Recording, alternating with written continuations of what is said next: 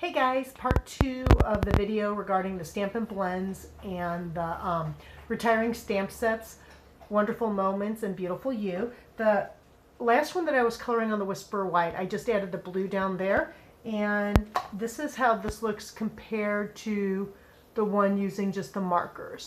So you can see, like on the umbrella in particular, you can see the highlights pretty good on there, and it adds just a little bit more depth to it. Both are very pretty, just slightly different effects. Now I want to pop this down real quick and show you how the rest of the cards turned out and how well these sets coordinate together. So just a reminder, the bottom 3, that set is not retiring. It will be in the new catalog. So that's the A Good Man stamp set. However, if you like how it works with these other 2 sets, the one with the middle images comes from Wonderful Moments. And then the one with the top images come with Beautiful You. All of these were stamped with Memento black ink and colored with the Stampin' Blends. And I just kind of want to show you a few little details. So on here you can kind of see how on the skirt, how it bled out on the side. And I used the color lifter to lift some of it. But that's when you go all the way up to the edge, it will bleed over a little bit. Which if you're going for that look, that's great. This one was just the grays to kind of create a background for her to pop off of.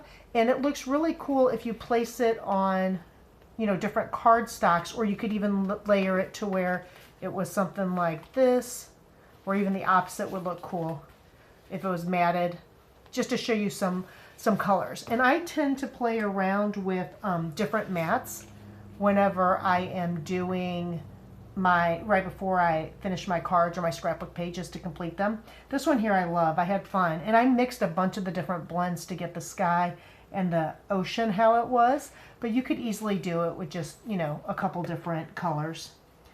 The bride was pretty easy. It's hard to tell, but I did add just a little bit along the lines of the lighter color. I don't remember if I used the ivory, but just a little bit, even though it's a white dress, to kind of help bring it out a little.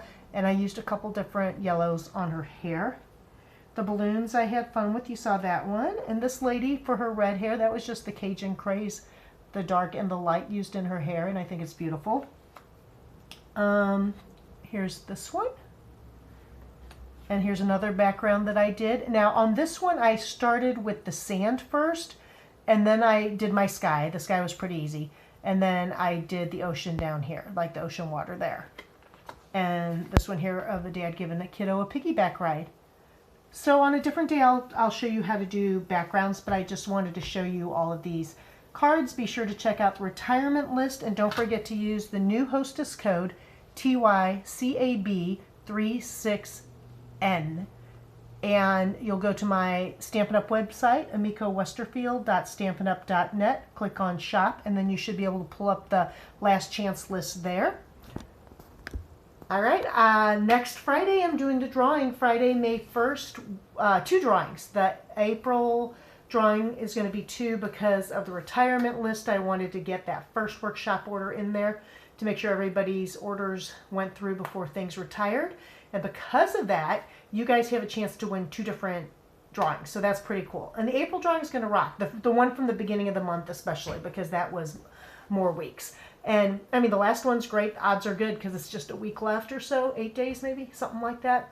All right, I hope you guys have a fantastic weekend. Thanks for watching, and see you soon.